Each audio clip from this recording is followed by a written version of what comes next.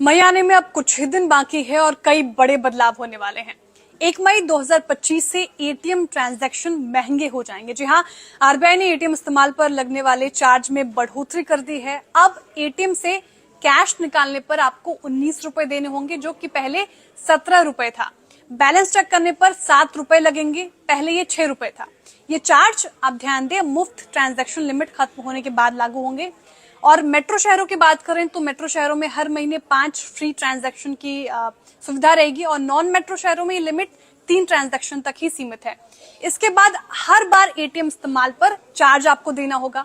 जब आप किसी दूसरे बैंक के एटीएम से पैसे निकालते हैं तो आपका बैंक उस बैंक को एक तय इंटरचेंज फीस देता है और आरबीआई ने इस फीस को भी बढ़ा दिया है। इससे बैंकों का खर्च बढ़ेगा और वो ये बोझ जो है वो ग्राहकों पर डाल सकते हैं, कस्टमर्स पर डाल सकते हैं। छोटे बैंक जो बड़े बैंकों के एटीएम का इस्तेमाल करते हैं, वे अपने कस्टमर से ज्यादा चार्ज वसूल सकते हैं।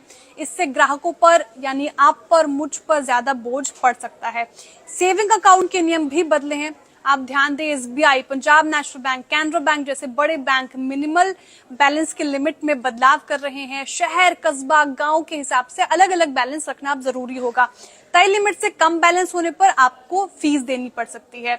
दूसरा ये भी बदलाव हो रहा है कि क्रेडिट कार्ड के फायदे भी कम हो जाएंगे। एसबीआई, आईडीएफसी फर्स्ट बैंक अपने विस्तारा क्रेडिट कार्ड के बेनिफिट्स कम कर रहे हैं। अब टिकट वाउचर, रिन्यूएबल बेनिफिट और माइलस्टोन रिवॉर्ड्स मिलना बंद हो सकता है। तो ये तमाम जानकारी मैंने आपके सामने रखी है। आप हमें कमेंट सेक्शन में ये बताइए कि आप कैसे फीस या ट्रांजैक्शन करते हैं, यूपीआई के थ्रू करते हैं, एटीएम से पैसा निकालते हैं, कमेंट सेक्शन में।